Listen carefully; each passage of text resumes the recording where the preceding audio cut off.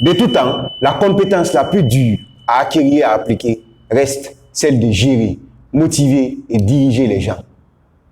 Bienvenue dans cette rubrique Leadership Management.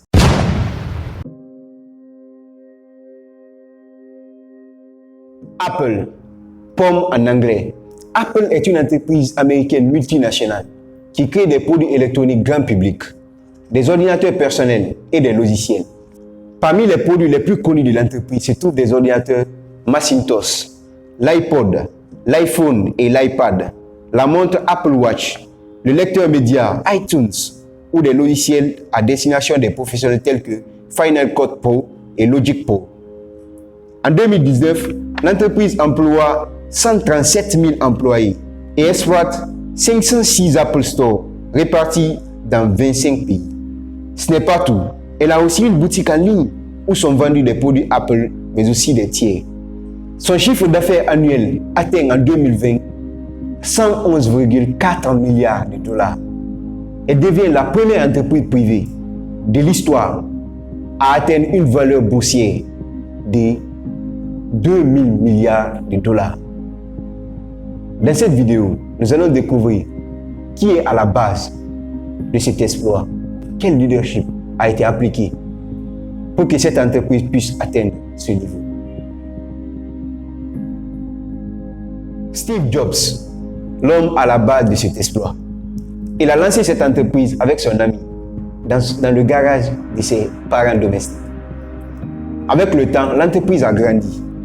Malgré qu'il n'avait pas de compétences réelles en développement, son ami Steve Wozniak assurait le côté technique, lui il assurait la vente, le marketing. Avec cet art, avec ces compétences qu'il avait, il a pu hisser cette entreprise au sommet. L'entreprise a grandi et au final, quand les investisseurs sont venus, il s'est vu éjecté du groupe. Il s'est vu lésé. Il a décidé de quitter l'entreprise. En quelque sorte, il s'est fait virer de l'entreprise qu'il a lui-même fondée. Pourquoi? Parce qu'il a négligé un élément important. C'est l'une des raisons pour lesquelles on veut que les entrepreneurs développent des compétences réelles. Parce que sans compétences, entreprendre, c'est se suicider. Il nous a montré ça dans son dernier discours, dans l'université de Stanford. Il a dit lui-même, quand il a quitté Apple, il avait perdu le goût de la vie. C'est ce qu'il a dit en quelque sorte. Il pensait qu'il avait échoué. Mais le gars, il devait nous apporter quelque chose de grand. Il avait des compétences qui ne pouvaient pas partir comme ça, sans être exposé. Malgré cet échec, il a continué. Il a créé d'autres choses. Il a créé d'autres entreprises. Et Apple était en difficulté. On lui a fait appel. Et quand il est revenu, il a corrigé l'erreur. Celle de donner plus de voix aux autres. On parle d'entrepreneuriat. Demain, peut-être tu vas créer ton entreprise, mais quand tu le crées, fais attention à ne pas donner plus d'action aux gens qui vont venir. Votre vision du monde peut changer. Et quand ça change, la décision, c'est donner à celle qui a plus d'action. À la personne qui a plus d'action, c'est cette voie qui marche en entreprise. Avec cela, il nous a donné ses merveilles. Aujourd'hui, tout le monde veut utiliser les produits Apple. Même moi, actuellement, c'est ce que je veux. Je veux maintenant utiliser iPhone. Je veux maintenant utiliser Macintosh, le PC. Donc, c'est ce que je veux maintenant. Si toi, tu ne le veux pas, alors, c'est bien, c'est ton choix. En tout cas, moi, c'est iPhone que je veux maintenant et Macintosh. Il faut retenir 4 choses de cet homme, Steve Jobs. Le premier élément, c'est avoir une vision. Steve Jobs, il avait une vision. Malgré qu'il s'est fait virer de son entreprise, il avait une vision. Il voulait partir quelque part. Et cette vision était claire dans sa tête. Il voulait apporter quelque chose de nouveau sur le marché. Quelque chose qui allait changer le cours de l'histoire. Et il l'a fait. Son rêve, c'était que les gens marchent avec des ordinateurs en poche. Et aujourd'hui, on le fait. À travers le téléphone. On marche avec des ordinateurs dans nos poches, dans nos mains. Sa vision était claire. Et cette vision est devenue réalité. La deuxième chose, c'est la confiance en soi. Si tu n'as pas confiance en toi, tu ne peux inspirer les gens que tu diriges. C'est inaliénable. Même pas ceux que tu diriges, même tes amis ne peuvent pas te suivre si tu n'as pas confiance en toi. Il faut avoir confiance en toi pour inspirer les gens que tu diriges. C'est extrêmement important. La troisième chose qu'on va retenir de cet homme, c'est la créativité et le désir d'être excellent, de donner quelque chose d'excellent.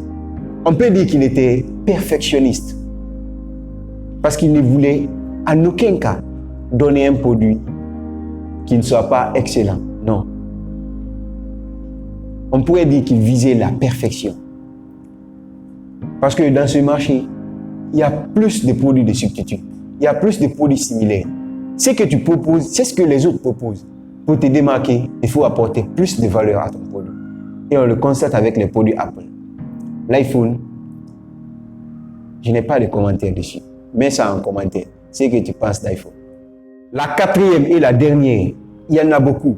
Mais ce qu'on va retenir de cet homme, c'est la compétence de profiter des compétences d'autrui. C'est extrêmement fort. Steve Jobs, il n'était pas fort en développement de sites web, ni de développement d'applications. Il n'était pas technicien, mais il savait profiter de ses compétences. Il savait profiter des gens qui ont des compétences réelles à créer des choses. Donc lui, il n'a qu'à donner une vision. Et le technicien fait le boulot. Et se charge ensuite de la vente. L'iPhone, ce n'est pas lui qui a produit cela. Le Macintosh, ce n'est pas lui qui a fait cela. Mais tout le nom lui est donné parce que c'est lui qui dirigeait l'équipe. C'est lui qui a fondé l'équipe. C'est lui qui a fait grandir l'équipe. C'est lui qui a inspiré l'équipe.